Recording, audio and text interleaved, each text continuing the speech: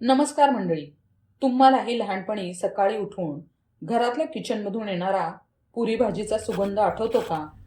आईने हातानं गेलेली टम्म फुगलेली पुरी आणि मसालेदार मटार आणि बटाट्याची भाजी, या चवीत एक वेगळीच जादू असायची. आज मी तुम्हाला तीच घरची आपली खास चव परत अनुभवायला देणार आहे.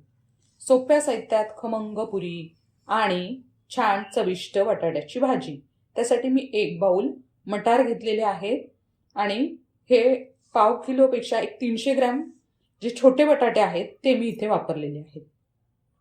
ह्याचे साल काढून घेतले. मटार आणि बटाटा आता आपण उकडून घेऊयात. त्याआधी आपण ग्रेव्हीसाठी साहित्य पाहूयात.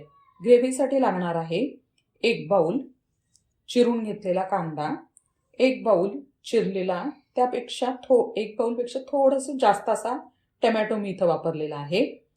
1 पाववाटी सुकं किसलेलं भाजून घेतलेलं खोबरं, त्यातच 1.5 चमचा भाजलेले तीळ, कोथिंबीर पाववाटी घेतलेली आहे, हळद पाव चमचा घेतलेली आहे, 5 ते 6 लसणाच्या पाकळ्या, त्यातच एक छोटा आल्याचा तुकडा, मोहरी, अर्धा चमचा मोहरी, फोडणीसाठी हिंग आणि अर्धा चमचा जिरे, आणि इथे मी माझ्या घरातला मसाला वापरला आहे 3 चमचे. तर तुम्ही कोणताही कांदा लसूण मसाला वापरू शकता. आता वाटण करण्यासाठी आधी सुकं साहित्य जे आहे ते आपण वाटून घेणार आहोत.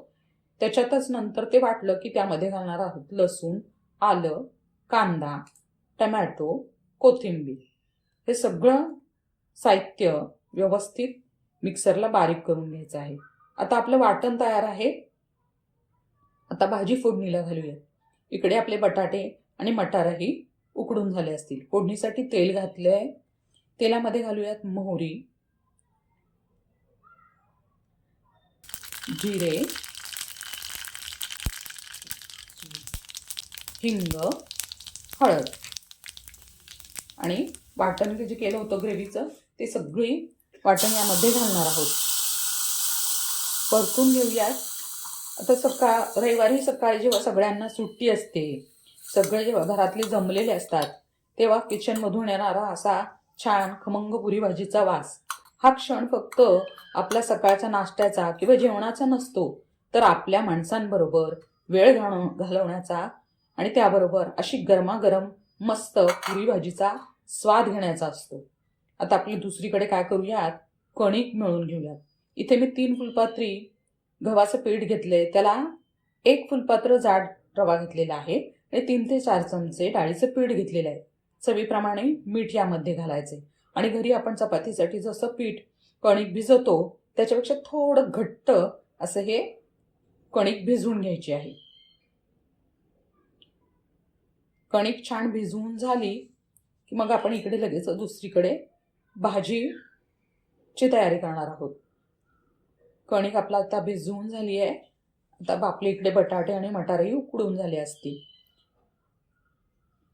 हॉटेलमध्ये खाल्लेली पुरी भाजी आणि आपण जी घरी केली ही पुरी भाजी, त्याच्यामध्ये ना तुम्हाला जमीन आसमानाचा फरक जाणवेल.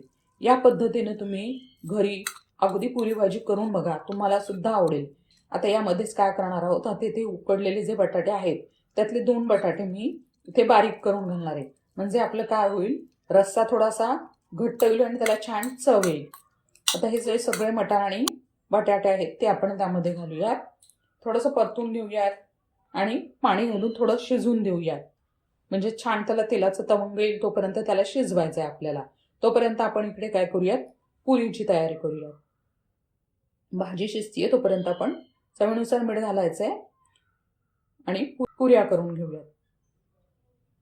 पुरी करण्यासाठी मी काय केले की एक छोटासा जरा मोठ्या साईजचा गोळा घेतलेला आहे गोल करून, तो लाटून घेतलाय. आणि एकसारख्या पुऱ्या जर तुम्हाला हव्या असतील तर तुमच्याकडे एखादी वाटी किंवा डिश असेल तर त्यानं तुम्ही त्या पुऱ्या एकसारख्या आकाराच्या तुम्हाला मिळतील.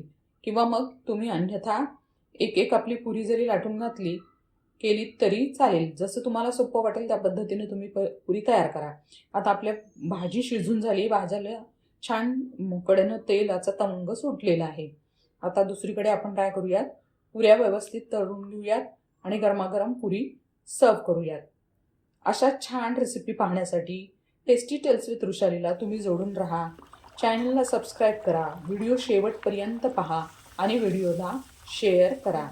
पुरी व्यवस्थित दोन्ही बाजूंना तळून घ्यायची आहे. आता जेव्हा आपण रवा पुरीमध्ये कणकेमध्ये घालतो ना, त्यावेळेस काय होतं की पुरी आपली बराच काळ कडक राहते आणि डाळीच्या पिठामुळे ती तेलसुद्धा व्यवस्थित शोषून घेते. आता या छान गरमागरम टम्म फुगलेल्या पुऱ्या आपल्या तयार आहेत. त्याबरोबर आपली भाजीही तयार झालेली आहे. सकाळचा जेव्हा थंडी असते तेव्हा असा थोडासा हेवी नाश्ता किंवा आपल्याकडे पाहुणे आले तर पुरी भाजी आपण नक्कीच करतो. तुम्ही सुद्धा अशा प्रकारची पुरी भाजी नक्की ट्राय करून बघा आणि चॅनलला सबस्क्राईब करायला विसरू नका.